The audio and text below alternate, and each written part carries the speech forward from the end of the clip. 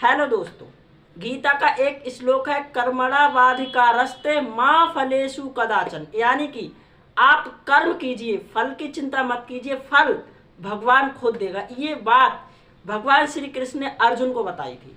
दोस्तों, अपना देश भारत एक धार्मिक कल्चर वाला देश है। यहाँ सबसे ज़्यादा महत्व धर्म को दिया जाता है। धार्मिक साधु संतों को बहुत ज़्यादा पवित्र समझा जाता है। लेकिन आज हम आपको एक ऐसे महात्मा की सच्चाई बताएंगे जो खुद को अपने आप को भगवान कहते थे। जी हाँ, हम बात कर रहे हैं नारायण साकार हरि की। आप देखिए, सूट बूट पहने हुए, कोट पैंट पहने हुए किसी साधु महात्मा को आपने देखा है जो ना कभी तिलक लगाते हैं, ना गले में माला पहनते हैं, किसी भी तरीके की रुद्राक्ष की कोई माला नहीं। और आप सच्चाई जानेंगे पूरी तो आप हिल जाएंगे। आज मैं पूरी सच्चाई आपके लिए लाया हूँ। उसके बाद इस वीडियो को देखने के बाद आप सोचना कि हाँ, मैं सच हूँ या नहीं। अमूमन हम कहीं जाते हैं तो हम देखते हैं कोई साधु महात्मा भगवाधारी कपड़े में होते हैं हिंदू कल्चर के अकॉर्डिंग। बट भोले बाबा नारायण साकार हरि उर्फ सूरज पाल, जो अपने आप को विष्णु भगवान का अवतार बताते, विष्णु भगवान के 12 अवतार हैं जिसमें 11 वो ले चुके हैं।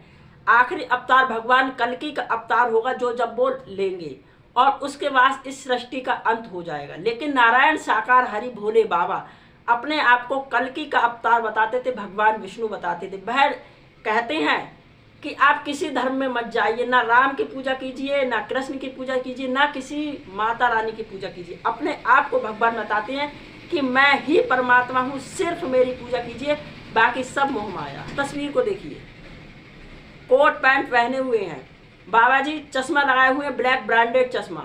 उसके अलावा बाबा जी एक पैसे का धन नहीं लेते, एक पैसे का चढ़ावा नहीं लेते हैं। फिर भी बाबा के पास 20 गाड़ियां हैं लग्जरी।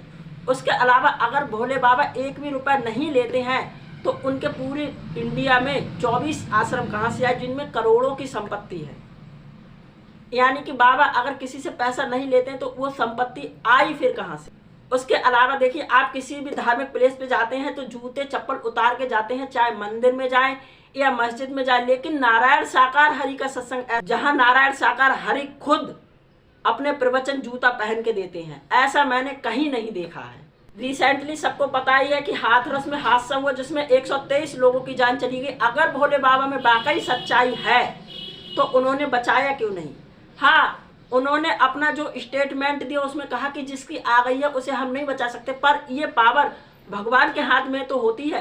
एटलीस्ट इतना भगवान तो कर लेते हैं कि किसी को जान को छोड़ दे, इतनी पावर होती है तभी हम उसे भगवान कह सकते हैं। इसके अलावा कुछ लोग कह रहे हैं कि भोले बाबा को पहले से पता थी कि इस तरीके की प्रलय आने वाली, यानी कि आपको पहले से अंदेशा हो गया था कि ऐसा होगा तो आपने पब्लिक को सजेस्ट क्यों नहीं किया? अगर आपको पहले से पता था तो आप पब्लिक को सजेस्ट कर सकते थे कि इस तरीके का हादसा हो सकता है, तो कम से कम कुछ लोगों की जान तो बच जाती। या पुलिस वाले उन्हें पकड़ना नहीं चाहते हैं, या इसके पीछे कोई पॉलिटिकल इशू हो सकता है, क्योंकि किसी भी बड़े राजनीतिक दल ने डायरेक्ट भोले बाबा को टारगेट नहीं किया है। सबने पब्लिक और एडमिनिस्ट्रेशन की चूक बताई है। इस काम में सिर्फ चंद्रशेखर आजाद और बसपा सुप्रीमो मायावती ने अपना स्टेटमेंट रखा कि इस तरीके के अंधविश्वासों में नहीं पड़ना चाहिए। दोस्तों, जिसका जन्म हुआ होता है, जिसके माता पिता होते हैं, वह कभी भी परमात्मा नहीं हो सकता है। नारायण साकार हरि का जन्म हुआ है, यानी कि वो भगवान तो नहीं हो सकते हैं। साधु महात्मा भले हो जाए, वह हिंदू धर्म के होंगे तो हिंदू की विचारधारा को आगे बढ़ाए। कोई नई विचारधारा कैसे ला सकते हैं? अपने आप को भगवान किस आधार पर कह सकते हैं? क्योंकि उनका तो जन्म हुआ है, परमात्मा का ना कभी जन्म होता है ना कभी मरते हैं। उसके बाद इस इमेज को देखिए, भोले बाबा कितनी लग्जरियस लाइफ जीते, इतनी सारी औरतें उन्हें झूला झिला रही हैं। तो बाकी आप इस बारे में क्या सोचते हैं कि यह वाकई एक सच्चाई है या सिर्फ अंधविश्वास? हमें कमेंट में लिखकर बता सकते हैं। हमारी जानकारी अच्छी लगी हो तो वीडियो को लाइक करें और शेयर करें।